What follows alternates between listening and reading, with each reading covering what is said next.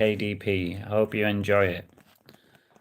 When he got back, he met the gang in the canteen and he told them all about what he'd seen. They were fairly amazed, but in some ways they had expected something to happen. They didn't feel like ghosts, but in some ways they were.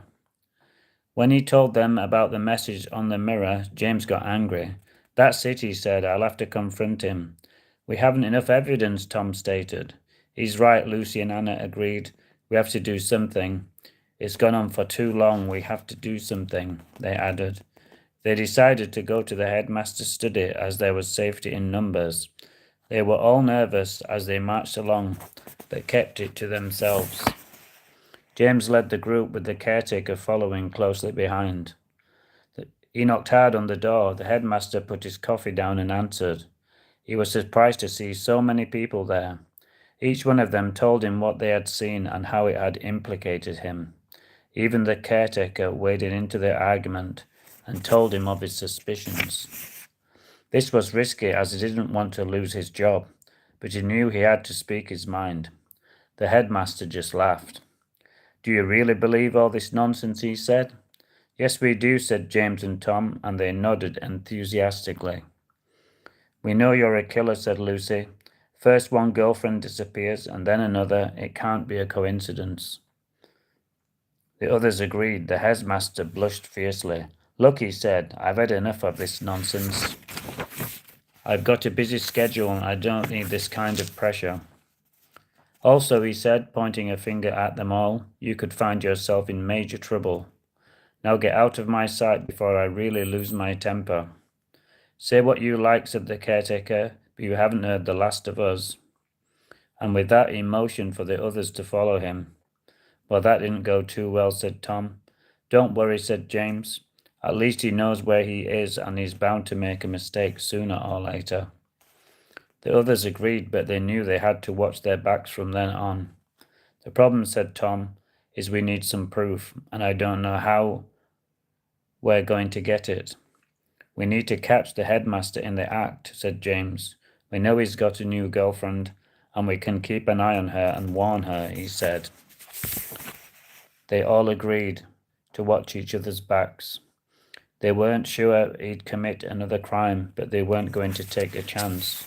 This is reading my book on live stream for the first time. They had a free afternoon and James and Anna decided to hang out and spend time together as it had been a stressful few days. Hello, viewers. They lay down on their bunks and held each other. I wish we were back on Earth, James said plaintively. It gets a bit claustrophobic here. Everyone knows each other's business and I wish we could just run away. He lamented. Me too, said Anna, with tears in her eyes, and they held each other and fell into a gentle sleep.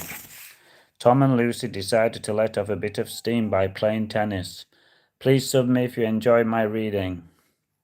It was a lovely day, crisp and bright. He bounced around in his white shorts and t-shirt. Anna still wore her blue uniform. They rallied for a while until she began to feel hot and sweaty. He had a strong serve even when he was playing for fun. It was heavy on their feet, and their plimsolls were melting in the sun. Hello, viewers, I'm good. After half an hour, they decided to visit James and Anna as they were exhausted. When they got there, they were surprised that the curtains were drawn, and they didn't want to interrupt.